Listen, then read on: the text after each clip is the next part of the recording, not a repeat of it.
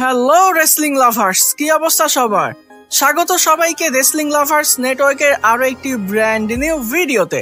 Dear audience, এই ভিডিওতে বর্তমান সময়ে রেসলিং জগতের কিছু হট টপিক এবং কিছু নিউজ আপডেট আপনাদের সঙ্গে শেয়ার করব।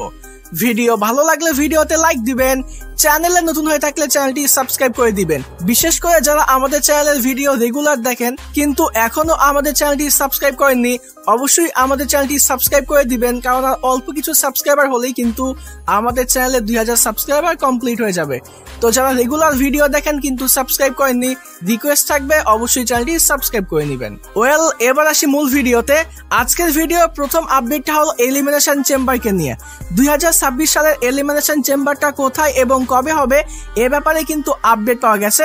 যদিও এটা অফিসিয়াল কোনো আপডেট নয়, মানে WWE কোম্পানি কিন্তু অফিসিয়ালি এখনো অব্দি অ্যানাউন্স করেনি। তবে 2026 সালের এলিমিনেশন চেম্বারের ডেট এবং কোথা থেকে হবে সেই লোকেশনটা কিন্তু পাওয়া গেছে। তো 2026 সালের এলিমিনেশন চেম্বারটা হবে শিকাগো থেকে সিএম পাঙ্কের হোম টাউনে। 2026 সালের ফেব্রুয়ারি মাসের 28 তারিখে এলিমিনেশন চেম্বার হবে। 2026 সালের এলিমিনেশন চেম্বারটা আমরা আগামী ফেব্রুয়ারি মাসে দেখতে পাবো। এরপরের আপডেটটা হলো কর্ডি রুডসের আনডিসপিউটেড চ্যাম্পিয়নশিপের জন্য একটা নাম্বার 1 কন্টেন্ডারশিপ ম্যাচকে নিয়ে। আমি কিন্তু গতকালকের ভিডিওতে আপনাদেরকে বলেছিলাম, মানে 2025 সালের সার্ভাইভাল সিরিজের যে ম্যাচ কার্ড প্রেডিকশন ভিডিও গতকালকে আপলোড দিয়েছি, সেখানেই কিন্তু আমি আপনাদেরকে জানিয়েছিলাম যে সার্ভাইভাল সিরিজে কর্ডি রুডসের আনডিসপিউটেড চ্যাম্পিয়নশিপের জন্য আমরা একটা ম্যাচ দেখতে পেতে পারি, আর সেখানে তার দুইজন অপোনেন্ট হতে পারে। একজন হলো জেকা ফাটু আর একজন হলো ড্রু ম্যাকেন্টার। ড্রু ম্যাকেন্টার আরো একটা অপরচুনিটি পেতে পারে কর্ডি রুডসের আনডিসপিউটেড চ্যাম্পিয়নশিপের জন্য, আর জেকা ফাটু তো গত স্ম্যাকডাউনে কর্ডি রুডসকে চ্যালেঞ্জ করে দিয়েছে আনডিসপিউটেড চ্যাম্পিয়নশিপের জন্য। তো দুজনের মধ্যে যে কোনো একজন কিন্তু আনডিসপিউটেড চ্যাম্পিয়নশিপের জন্য কর্ডি রুডসকে 2025 সালের সার্ভাইভাল সিরিজে ফেস করতে পারে। তো এটা কিন্তু আমি প্রেডিকশন ভিডিওতে আপনাদেরকে বলেছিলাম, আর সেটা কিন্তু এখন অফিসিয়াল হয়ে গেছে। মানে নভেম্বরের স্যাটারডে নাইট মেইন ইভেন্টে আমরা জেকা ফাটু এবং ড্রু ম্যাকেন্টায়ারের মধ্যে এই আনডিসপিউটেড চ্যাম্পিয়নশিপের জন্য একটা নাম্বার 1 কন্টেন্ডারশিপের ম্যাচ দেখতে পাবো। এই ম্যাচের মধ্যে যে জিতবে সে কিন্তু কর্ডি রুডসকে আনডিসপিউটেড চ্যাম্পিয়নশিপের জন্য ফেস করবে। তো আমার প্রেডিকশনটা কিন্তু একেবারে 100% ঠিক হয়ে গেছে। জেকা ফাটু অথবা ড্রু ম্যাকেন্টায়ার দুজনের মধ্যে যে কোনো একজন কিন্তু আনডিসপিউটেড চ্যাম্পিয়নশিপের জন্য কর্ডি রুডসকে ফেস করবে। আর তাছাড়া এই দুজনকে নিয়ে কিন্তু আলাদা করে আপডেট আছে। জেকা ফাটু যদি আনডিসপিউটেড চ্যাম্পিয়নশিপের জন্য কর্ডিকে ফেস করে, তাহলে ড্রু ম্যাকেন্টায়ার কিন্তু মেন্স ওয়ার্গে ম্যাচের মধ্যে থাকতে পারে। আর যদি ড্রু ম্যাকেন্টায়ারই কর্ডিকে আরো একবার ফেস করে আনডিসপিউটেড চ্যাম্পিয়নশিপের জন্য, তাহলে জেকা ফাটু কিন্তু মেন্স ওয়ার্গের ম্যাচের মধ্যে থাকতে পারে। তো এটা নিয়ে কিন্তু গতকালকের ভিডিওতে 2025 সালের সার্ভাইভাল সিরিজের যে match card prediction video upload দিয়েছি, সেই ভিডিওতে কিন্তু এই বিষয়গুলো নিয়ে বিস্তারিত আলোচনা করেছি। আর তাছাড়া মেন্স ওয়ার্গের ম্যাচকে নিয়ে যে বর্তমান সময়ে কনফিউশন চলতেছে যে আসলে মেন্স ওয়ার্গের ম্যাচের মধ্যে আমরা কোন কোন টিমকে পারফর্ম করতে দেখতে পাবো, এটা নিয়ে যে কনফিউশন চলতেছে, এই কনফিউশনটা কিন্তু তৈরি হয়েছে সেথ রলিন্সের উপরে ব্রনসন রিড এবং ব্রায়ান বেকার যখন অ্যাটাক করে, দ্য ভিশন যখন সেথ রলিন্সের সঙ্গে বিট্রে করে, তারপর থেকেই কিন্তু এই কনফিউশনটা তৈরি হয়েছে। তো এই বিষয়টাও কিন্তু গতকালকের ভিডিওতে ক্লিয়ার করে দিয়েছি যে 2025 সালের সার্ভাইভাল সিরিজে মেন্স ওয়ার্গের ম্যাচের মধ্যে কোন কোন টিম পারফর্ম করবে আর সেই টিমগুলোর মধ্যে কারা কারা থাকতে পারে। তো গতকালকের ভিডিওটা কিন্তু খুবই গুরুত্বপূর্ণ, যারা এখনো অবধি দেখেননি অবশ্যই দেখে নিবেন। আমি পিন কমেন্টে এবং ডেসক্রিপশন বক্সে কিন্তু গতকালকের ভিডিওটা লিংক দিয়ে রাখবো। এরপরের আপডেটটা হলো রোমান রেইন্স এবং সেথ রলিন্সকে নিয়ে, এক কথায় বলতে গেলে দ্য শিল্ডকে নিয়ে। তবে এই আপডেটটা দেবার আগে সেথ রলিন্সের ইনজুরি নিয়ে একটা আপডেট দিয়ে রাখি। তো বর্তমান সময়ে সেথ রলিন্সের যে ইনজুরিটা দেখানো হচ্ছে, এটা কিন্তু আসলেই রিয়েল। লেটেস্ট আপডেট অনুযায়ী সেথ রলিন্সকে কিন্তু খুব শীঘ্রই একটা সার্জারি করতে হবে। এখন এই সার্জারি করার পরে সেথ রলিন্সকে কতদিন অফ থাকতে হবে এ ব্যাপারে কিন্তু কনফার্ম কোনো আপডেট পাওয়া যায়নি। তবে 2025 সালের সার্ভাইভাল সিরিজের আগে যদি সেথ রলিন্স ফিরে আসে, তাহলে 2025 সালের সার্ভাইভাল সিরিজে রোমান রেইন্স এবং সেথ রলিন্সকে কিন্তু আমরা একসঙ্গে দেখতে পাবো। দ্য শিল্ড কিন্তু 2025 সালের সার্ভাইভাল সিরিজে রিউনিয়ন হবে। দ্য শিল্ড কেন বললাম, সিএম পাঙ্ক, রোমান রেইন্স এবং সেথ রলিন্স এই তিনজন কিন্তু একসঙ্গে হয়ে পারফর্ম করবে একটা টিমের মধ্যে, টিম রোমান রেইন্সে। এখন অনেকেই বলতে পারেন যে রোমান রেইন্স এবং সেথ রলিন্স তো অনেক বড় শত্রু, একে অপরকে শত্রু মনে করে অন স্ক্রিনে তারা একে অপরের সঙ্গে কিভাবে যুক্ত হবে। তো দেখেন আমরা কিন্তু একটা প্রভাব আগে থেকেই জানি, শত্রু কিন্তু বন্ধু হয়। তো বিষয়টা কিন্তু এরকমই, পল হেইম্যান কিন্তু এখন সেথ রলিন্সের শত্রু, আর পল হেইম্যান তো আগে থেকে রোমান রেইন্সের শত্রু আছে। তাছাড়া একটা সময় কিন্তু রোমান রেইন্স এবং সেথ রলিন্স তারা কিন্তু ভাই ভাই ছিল, শিল্ডের মেম্বার ছিল। তো সেই বিষয়গুলো কিন্তু আমরা দেখতে পারি। তো বিষয়টা হলো স্টোরি লাইনে উন্নতির জন্য, গল্পের স্বার্থের জন্য কোম্পানি অনেক সময় এমন কিছু করে যেটা কিন্তু বাস্তবে আমরা ভাবতেই পারি না যে এটাও ঘটতে পারে। যেমন আমরা বলতে পারি যে সিএম পাঙ্কের রোমান রেইন্সের সঙ্গে যুক্ত হওয়া, সার্ভাইভাল সিরিজে রোমান রেইন্সের টিমের হয়ে পারফর্ম করা, এটা কিন্তু আমরা সেই সময় ভাবতেও পারতেছিলাম না। তবে সিএম পাঙ্ক কিন্তু রোমান রেইন্সের টিমে যুক্ত হয়েছে। আর তাছাড়া এখানে আরো একটা উদাহরণ দিতে পারি, আমরা কিন্তু ভাবি যে ব্রক লেসনার কখনোই ট্যাগ টিম ম্যাচের মধ্যে পারফর্ম করবে না, ব্রক লেসনার কোনো টিমের হয়ে পারফর্ম করবে না। তবে 2025 সালের সার্ভাইভাল সিরিজে কিন্তু সেটাও হতে চলেছে হয়তোবা। তো যেই বিষয়গুলো আমরা ভাবতে পারি না, তবে সেটা গল্পের জন্য ভালো, সেটা স্টোরি লাইনকে আরো আকর্ষণীয় করে তোলে। তো এরকম অনেক জিনিসই কিন্তু কোম্পানি করে যেটা আমরা বাস্তবে কল্পনা করতে পারি না। তো সেথ রলিন্স কিন্তু রোমান রেইন্সের সঙ্গে যুক্ত হতে পারে, যদিও এখন মনে হচ্ছে যে সেথ রলিন্স কিভাবে রোমান রেইন্সের সঙ্গে যুক্ত হবে, তবে অ্যাকচুয়ালি কিন্তু এটা হবে, অ্যাকচুয়ালি কিন্তু এটা ঘটবে। যখন এটা ঘটবে তখন কিন্তু এটা নিয়ে আমাদের মধ্যে আর সেরকম কোনো কনফিউশন থাকবে না, তখন কিন্তু এটা আমরা বুঝতে পারবো, তখন কিন্তু এটা আমরা মেনে নিব যে এটা অ্যাকচুয়ালি হয়েছে। তবে এটা নির্ভর করতেছে সেথ রলিন্স কবে রিটার্ন করবে। সেথ রলিন্স যদি আসলেই 2025 সালের সার্ভাইভাল সিরিজের আগে রিটার্ন করে তাহলেই কিন্তু এটা সম্ভব, তাহলেই কিন্তু আমরা দ্য শিল্ডকে আবারও রিউনিয়ন হতে দেখতে পাবো 2025 সালের সার্ভাইভাল সিরিজের ওয়ার গেমস ম্যাচের মধ্যে।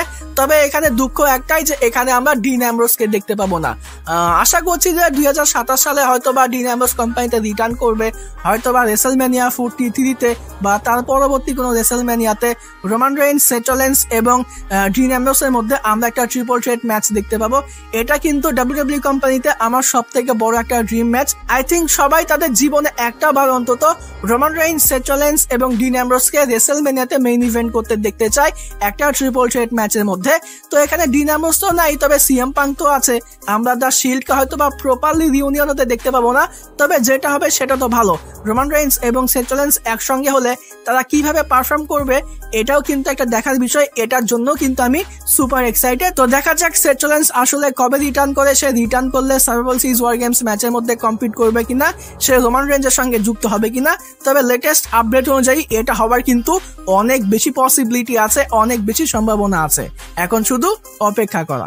এরপরে স্টোরিটা হলো সেথ রলিন্সকে নিয়ে। একটু আগেই কিন্তু বললাম যে সেথ রলিন্সের ইনজুরিটা কিন্তু রিয়েল, তাকে একটা সার্জারি করতে হবে। এখন কথা হলো সেথ রলিন্সের এই সার্জারি করার পরে তাকে যদি লম্বা সময় কোম্পানি থেকে অফ থাকতে হয় তাহলে তার এই ওয়ার্ল্ড হেভিওয়েট চ্যাম্পিয়নশিপের জন্য কি হবে, এ ব্যাপারেও কিন্তু আপডেট পাওয়া গেছে। তো এখানে মোট 3টা বিষয় ঘটতে পারে, যদিও 2টা বিষয়ের কথা বলা হয়েছে, তবে আমি 3টা বিষয় নিয়ে কথা বলবো, কারণ 3টা বিষয় ঘটতে পারে। প্রথমত সেথ রলিন্স তার ওয়ার্ল্ড হেভিওয়েট চ্যাম্পিয়নশিপটা রিলিঙ্কুইশ করতে পারে তার ইনজুরির কারণে, এটা গেল প্রথম কারণ।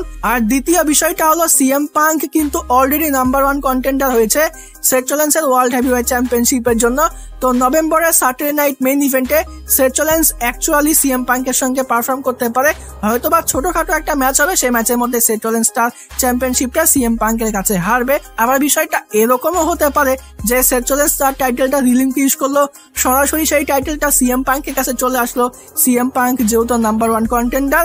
আবার বিষয়টা এরকমও ঘটতে পারে যে একটা টুর্নামেন্ট রাখা হতে পারে মানডে নাইট শোতে, সেখানে যে জিতবে তার সঙ্গে সিএম পাঙ্কের ম্যাচ হবে নভেম্বরের স্যাটারডে নাইট মেইন ইভেন্টে, এবং সেখানে যে জিতবে সে আসলে ফাইনালে গিয়ে ওয়ার্ল্ড হেভিওয়েট চ্যাম্পিয়ন হবে। তো এখানে কিন্তু 3টা বিষয় হতে পারে, 3টা বিষয়ই আমি আপনাদের সঙ্গে পরিষ্কারভাবে জানিয়ে দিলাম। যদিও এখানে 2টা বিষয় বলা হচ্ছিল, প্রথমটা হলো সেথ রলিন্স তার চ্যাম্পিয়নশিপটা রিলিঙ্কুইশ করবে, আর দ্বিতীয় বিষয়টা হলো সেথ রলিন্স অ্যাকচুয়ালি সিএম পাঙ্কের সঙ্গে একটা ম্যাচের মধ্যে কম্পিট করবে ওয়ার্ল্ড হেভিওয়েট চ্যাম্পিয়নশিপের জন্য।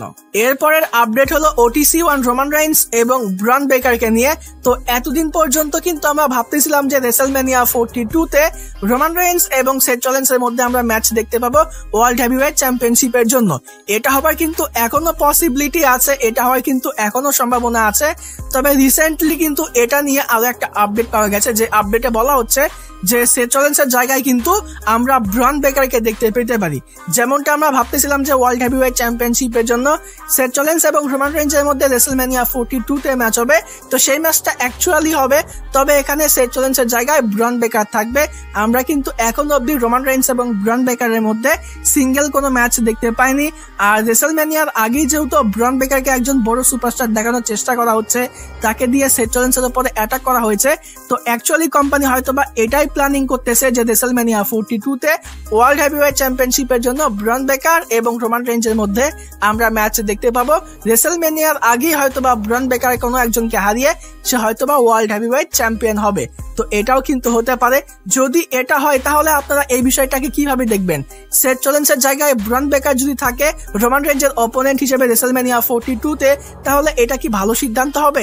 এখনই কি ব্রন বেকার রেসলম্যানিয়াতে রোমান রেঞ্জের অপোনেন্ট হতে পারে? যদি এই ম্যাচটা অ্যাকচুয়ালি হয় তাহলে কিন্তু এটা মেইন ইভেন্টই হবে। তো রোমান রেঞ্জের অপোনেন্ট হিসেবে ব্রন বেকারকে রেসলম্যানিয়ার মেইন ইভেন্টে দেখা, এটা আপনারা কি ভালো চোখে দেখবেন নাকি খারাপ চোখে দেখবেন? এটা কি অ্যাকচুয়ালি ভালো সিদ্ধান্ত নাকি খারাপ সিদ্ধান্ত? আপনাদের মতামত কমেন্টে জানাতে পারেন। এরপর আজকের ভিডিওর সর্বশেষ আপডেটটা হলো 619 মাস্টার রে মিস্টেরিওকে নিয়ে। অনেক দিন হলো, অনেক মাস হলো তাকে কিন্তু আমরা কোম্পানিতে দেখতে পাচ্ছি না। তার ইনজুরির কারণে সে কিন্তু অফ আছে। তবে রিসেন্টলি তাকে কিন্তু পারফরমেন্স সেন্টারে পারফর্ম করতে দেখা যাচ্ছে। বলা হচ্ছে সে খুব শীঘ্রই রিটার্ন করবে।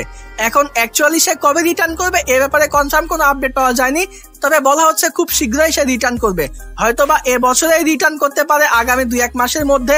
আবার হয়তোবা সে পরের বছর রিটার্ন করলো, কে জানে, হয়তোবা 2026 সালের রয়্যাল রাম্বলে ফাইনালি রে মিস্টেরিও রিটার্ন করলো। তবে রিসেন্টলি তাকে পারফরমেন্স সেন্টারে পারফর্ম করতে দেখা যাচ্ছে। বলা হচ্ছে সে খুব শীঘ্রই রিটার্ন করবে। তো রে মিস্টেরিও খুব শীঘ্রই রিটার্ন করবে এটা জেনে কিন্তু খুব ভালো লাগলো, কারণ একজন লেজেন্ড কিন্তু খুব শীঘ্রই আবারও রিং এ ফিরতে যাচ্ছে। এটা কিন্তু অ্যাকচুয়ালি গুড নিউজ। তো ডিয়ার অডিয়েন্স, এই ছিল আজকের ভিডিও ভালো লাগলে ভিডিওতে লাইক দিবেন, চ্যানেলে নতুন হয়ে থাকলে চ্যানেলটি সাবস্ক্রাইব করে দিবেন। আজকের মতো এখানেই বিদায় নিচ্ছি। যাবার আগে একটি কথাই বলতে চাই, যদি রেসলিং ভালোবাসো তাহলে আমরা সবাই এক টিম।